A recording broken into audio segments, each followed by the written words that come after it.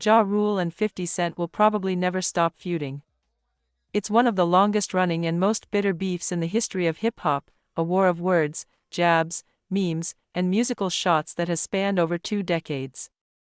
Since 1999, the two New York-born rappers have been locked in a personal and professional battle that's as much about ego and history as it is about music. From the streets of Queens to the stages of global tours, their rivalry has become the stuff of hip-hop legend. And if recent events are anything to go by, that fire still burns as intensely today as it did over 20 years ago. There is little to no reason to believe that these two giants of early 2000s rap will ever reconcile or even come close to a moment of truce. The animosity feels too embedded, too woven into their public identities. They've traded so many shots, some funny, some savage, some just plain disrespectful, that even imagining peace between them feels like rewriting hip-hop history. 50 Cent, born Curtis Jackson, has, in many ways, moved beyond his role as just a rapper. Having risen to fame with his 2003 debut album Get Rich or Die Tryin', which remains one of the most successful hip-hop albums of all time, he successfully transitioned into the world of acting and executive producing. He became a force in television, creating the highly acclaimed Power series and several spin-offs under his G-Unit film and television company. He stepped into business ventures, launched liquor brands, wrote best-selling books, and slowly built a multimedia empire.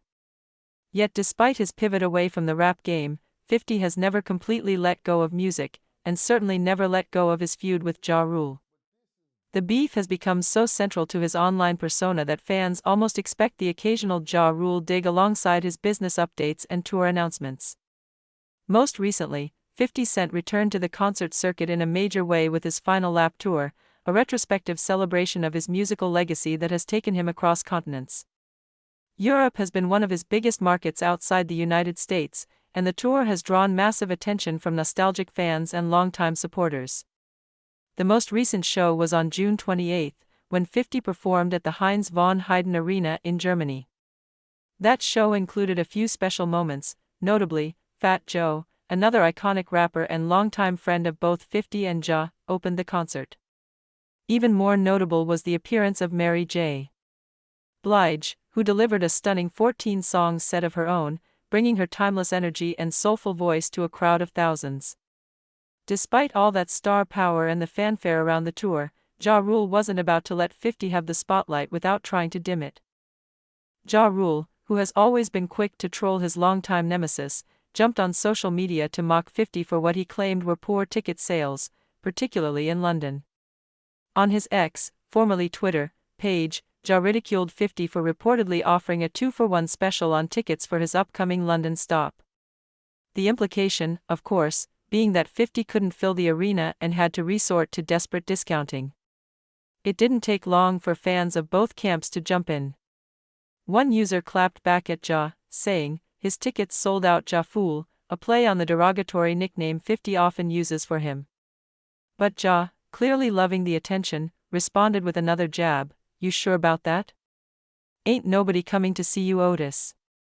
I mean Curtis," followed by a laughing emoji.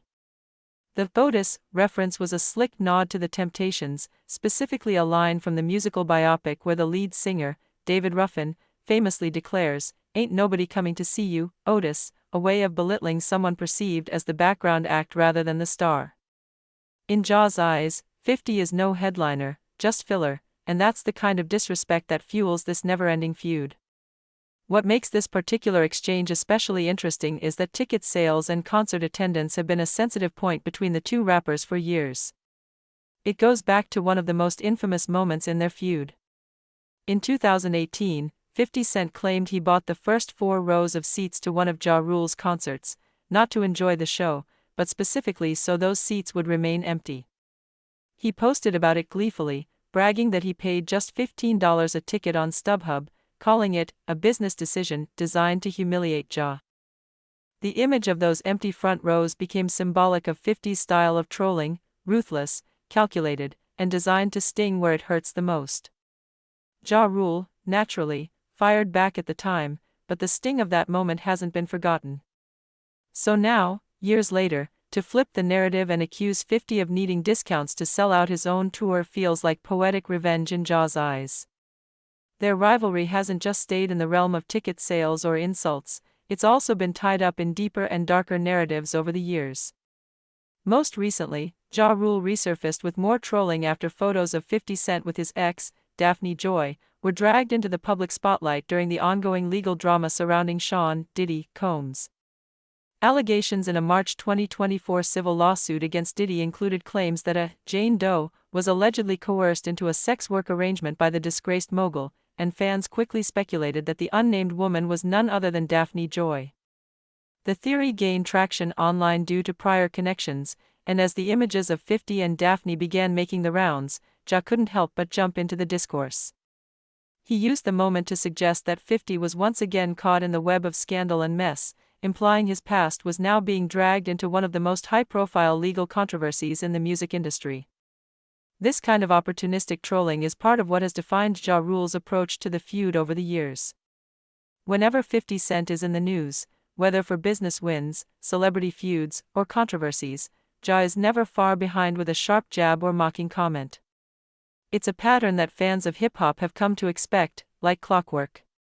For his part, 50 often responds with brutal memes or unbothered silence, depending on his mood. But when he does respond, it usually leads to another full round of petty exchanges, each trying to one-up the other in terms of shade and savagery. But what keeps this beef alive after all this time? Why haven't they buried the hatchet like so many other once feuding rappers have? There was a time when 50 Cent and the game were at each other's throats, and even that has cooled over time. Nas and Jay-Z famously reconciled after years of lyrical warfare. Drake and Meek Mill squashed their beef and even collaborated. But Ja Rule and 50 Cent seem frozen in time, locked in a permanent state of opposition. The reason likely lies in the origins of the feud itself, because this wasn't just about music, or clout, or chart position.